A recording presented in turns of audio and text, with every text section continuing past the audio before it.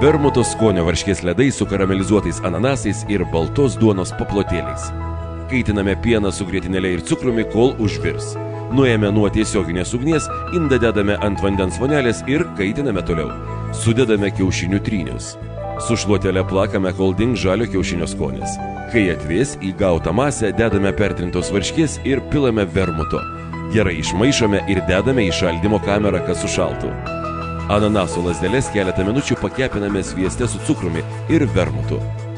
Baltos duonos riekeles kepiname su sviestu ir cukrumi, kol susidarys plutelė.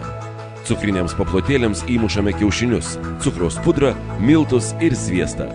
Viską išmaišome, kol gausime kremą. Tada jį plonai ištepame ant sviestinio popieriaus ir kepame orkaitėje 180 laipsnių temperatūroje apie 4-7 minutes, kol įgaus gelsvą atspalvį. Padažui kaitiname cukrų ir vandenį. Kai pagels, pilame klevų sulos sirupą, sviestą ir grietinėlę. Kaitiname, kol užvirs ir visiškai ištirps sviestas. Nuplauname braškes, išimame jų vidų ir pripildome plakta grietinėle bei cukrumi. Į centrą dedame keptus baltos duonos paplotėlius, ant jų keptas ananasų lazdeles, viršuje dedame varškės ledus.